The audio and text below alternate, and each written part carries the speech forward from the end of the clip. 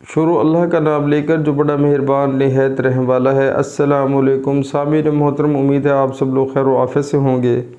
آج ایک حدیث مبارکہ آپ کو پڑھ کر سنواتا ہوں۔ ہلاک کرنے والی چیزیں۔ رسول اللہ صلی اللہ علیہ وآلہ وسلم نے فرمایا، 3 چیزیں ہلاک کر دیتی ہیں: خود پسندی، لالچ و بخل، خواہشات نفس کی پیروی۔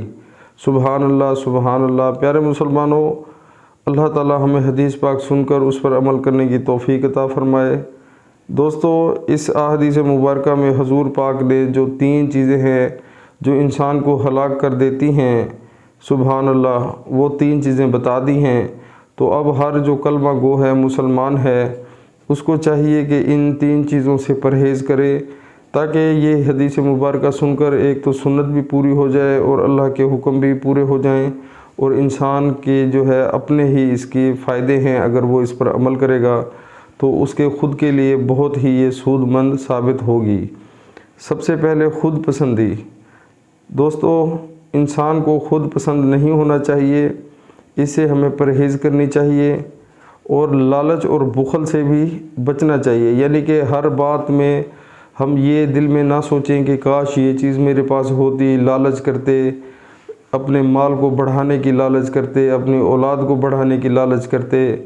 اسی طرح جتنے بھی انسان کو شیطان لالچیں دلواتا ہے، ان سے ہمیں بچنا چاہیے اور بخل نہیں کرنا چاہیے۔ دوستو، آج ہماری زندگی ہے، کل ہم نہ ہوں، تو جتنا بھی ہم خزانہ جمع کریں گے تو یہ جو ہمارے پیچھے والے ہوتے ہیں، رشتہ دار، دوست احباب، رشتہ دار، خاص جو اولاد، یہ سب جو ہے وہ آپ کا جو مال ہے وہ سارا کھا جائیں گے، اور آپ بخل کرتے کرتے قبر میں چلے جائیں گے۔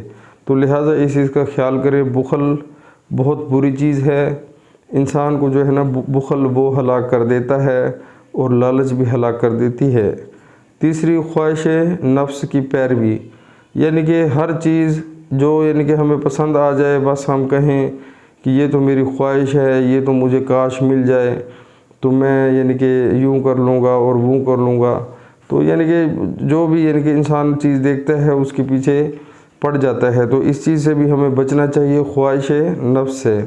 تو پیارے مسلمانوں، سب سے جو پہلا سٹیپ ہے کلمہ پڑھنے کے بعد، وہ ہے نماز کا، جو کہ ہم 95% مسلمان نماز کو چھوڑ چکے ہیں۔ تو اس میں ہماری بہت خرابی ہے، بہت سارے لوگ جو ہے نماز سے دور ہو چکے ہیں۔ لہٰذا ہر گھر میں پریشانی، ٹینشن ہے، کیونکہ ہم اللہ اور اللہ کے رسول صلی اللہ علیہ وآلہ وسلم کے حکموں کے مطابق زندگی نہیں گزار رہے۔ تو خدا را اس چیز کا خیال کریں، عمل کریں، بہت فائدہ ہوگا۔ السلام علیکم۔